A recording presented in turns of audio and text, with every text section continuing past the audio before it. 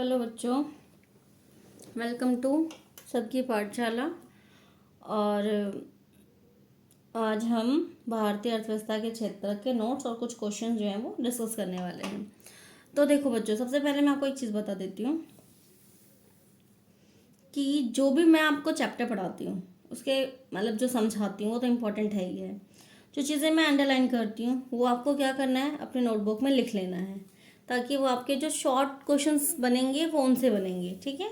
इसके अलावा जो 3 से 5 नंबर के क्वेश्चंस आते हैं और जो रिपीटेड क्वेश्चंस हैं वो मैं आपको चैप्टर के लास्ट में जो हो प्रोवाइड कर देती हूँ। ठीक है। तो इतना अगर आप कर लोगे तो आपके लिए कोई चिंता का विषय नहीं है, आप आराम से अच्छे मार्क्स जो है वो गेन कर लोगे। ठीक है बच्चों। एंड आई होप मेरी ये मेहनत आपके काम आए। एंड वीडियो को लाइक कीजिए, शेयर कीजिए और ज़्यादा से ज़्यादा बच्चों के साथ शेयर कीजिए, ताकि सभी बच्चों को मतलब जो भी नीडी बच्चे हैं उनको इस चीज़ का बेनिफिट जो है वो मिल सके। ठीक है बच्चों, चलो आगे बढ़ते हैं।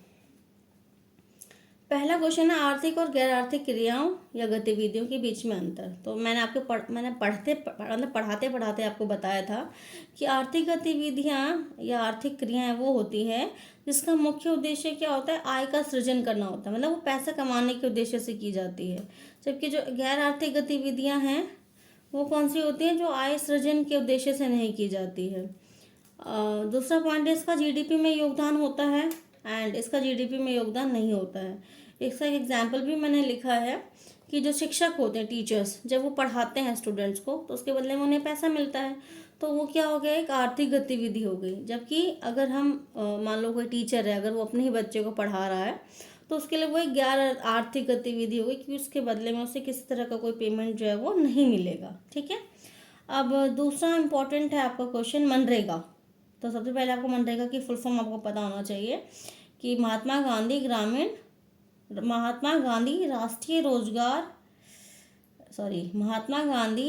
ग्रामीण रोजगार गारंटी अधिनियम, और 2005 बोलते हैं इसको क्योंकि 2005 में लागू किया गया था, इसलिए इसको 2005 बोला जाता है। ठीक है। और आपसे 1 नंबर में भी पूछा जाए कि मनरेगा कब स्टार्ट हुआ था, तो आपको पता होना चाहिए कि मनरेगा जो 2005 में शुरू हुआ था। अब इसमें क्या हुआ था, इसमें लोगों को 100 दिनों का रोजगार दिया जाता है, यानी कि जो भी लोग जिनके पास भी रोजगार नहीं है, काम नहीं है, अगर एक फॉर्म होता है, वो फॉर्म अगर भरते हैं मतलब, तो उसमें क्या होगा, उन्हें 100 दिनों का रोजगार मिलेगा और उसके बदले में उन्हें पैसे मिलेंगे। और किसी भी स्थिति में मान लीजिए कि मतलब किसी बंदे ने फॉर्म भरा हुआ, किसी व्यक्ति ने, ठीक है, किसी व्यक्ति ने फॉर्म भरा हुआ है और फॉर्म भरने के बाद भी उसको रोजगार नहीं मिलता है किसी भी कारणवश, तो ऐसी स्थिति में उसे क्या मिलेगा, बेरोजगारी भत्ता दिया जाएगा। ठीक है।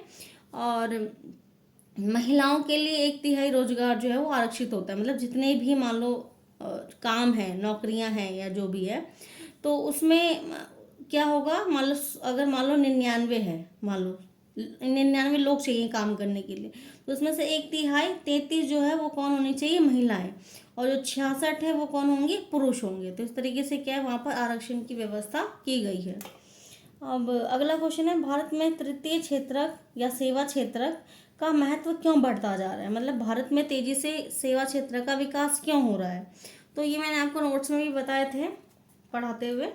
तो देखो बच्चों, भारत में क्या हो रहा है, विकास की गतिविधियां हो रही हैं, ठीक है, जिसकी वजह से अस्पताल, शैक्षिक संस्थाएं, डाक, तार, थाना, कचहरी, निर्माण, प्रशासकीय कार्यालय, नगर निगम, रक्षा, परिवहन, बीमा इत्यादि की आवश्यकता क्या है, बढ़ती जा रही है, जिसकी वजह से लोग इनकी मांग कर रहे हैं। ठीक है।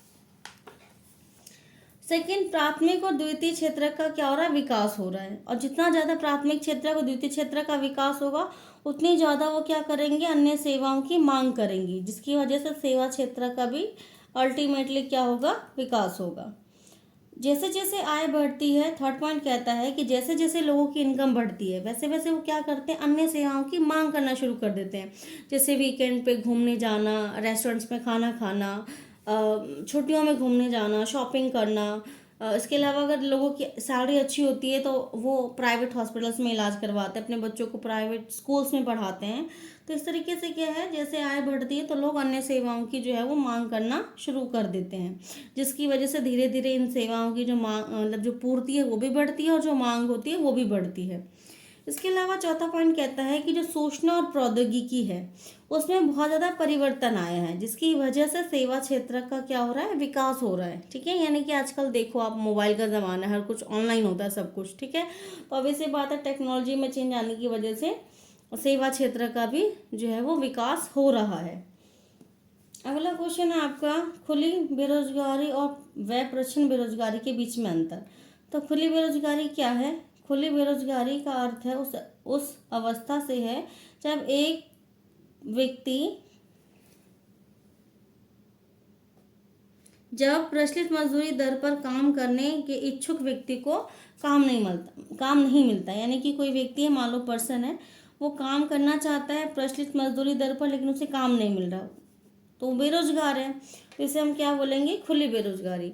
अब प्रच्छन्न बेरोजगारी का मतलब क्या होता है कि हमें प्रत्यक्ष रूप से अगर हम देखेंगे तो सब लोग काम कर रहे हैं, लेकिन वास्तव में वो अपनी क्षमता से कम काम करते हैं, इसलिए हम इसे प्रच्छन्न बेरोजगारी या फिर छिपी हुई बेरोजगारी भी कहते हैं। तो जब मैंने चैप्टर पढ़ाया था आपको, तो मैंने एक एग्जाम्पल दिया भी था कि लक्ष्मी जो है वो किसान है, उसके पास छोटी सी ज़मीन है, इसमें 5 लोग काम करते हैं। ठीक है, और उत्पादन उतना ही हो रहा है, उसमें से मान लो हम 2 लोग को हटा करके कहीं और काम दे देते हैं, तो अब इसमें कितने लोग काम कर रहे हैं? 3 लोग काम कर रहे हैं, तो 3 लोग भी उतना ही उगा पा रहे हैं जितना कि 5 लोग उगा पा रहे हैं। तो ऐसे में क्या है, यहाँ पर एक्स्ट्रा लोग जो है वो काम कर रहे हैं। ये स्पष्ट रूप से दिखाई देता है आपको खुली बेरोजगारी, जबकि इसमें क्या है, हमें नहीं लगता कि लोग बेरोजगार हैं, लेकिन वास्तव में लोग बेरोजगार होते हैं। कृषि क्षेत्र में अधिक रोजगार सृजन करने के क्या क्या तरीके हो सकते हैं, मतलब कैसे हम ज़्यादा से ज़्यादा रोजगार जो है वो सृजित कर सकते हैं, क्रिएट कर सकते हैं। तो पहला पॉइंट कहता है, ग्रामीण क्षेत्रों में सिंचाई की सुविधा उपलब्ध करवा कर सिंचित क्षेत्र में वृद्धि किया जा सकता है। मान लो ग्रामीण क्षेत्र में लोग खेती ज़्यादा करते हैं, अगर हम सिंचाई की सुविधा विकसित करेंगे तो किसानों को पानी मिलेगा, और ऐसे में वो क्या कर सकते हैं, एक वर्ष में 2 या 2 से अधिक फसल उगाएंगे, जिससे कि उनकी आमदनी में वृद्धि होगी।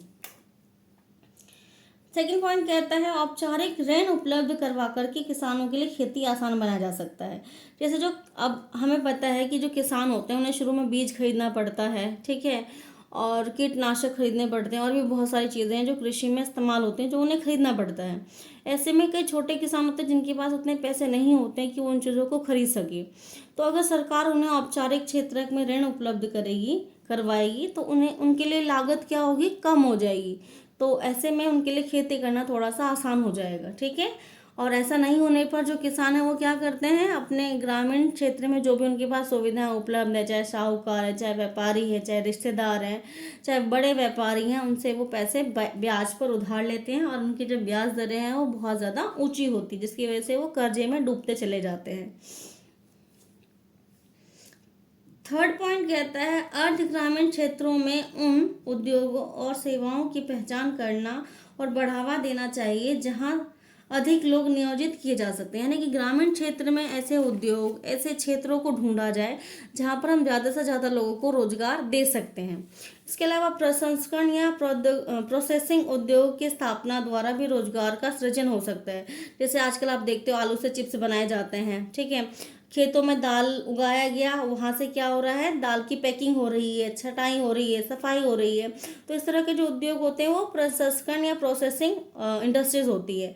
तो ये ज़्यादा से ज़्यादा अगर लगेंगे तो लोगों को क्या मिलेगा, रोजगार मिलेगा। ठीक है बच्चों, और आज आपका ये चैप्टर फाइनली ख़त्म होता है। आई होप आपको ये चैप्टर समझ आया होगा। अगर समझ नहीं आया है आप उसको बार बार देखिए, आई एम श्योर आपको समझ आ जाएगा। ठीक है, and thank you for watching.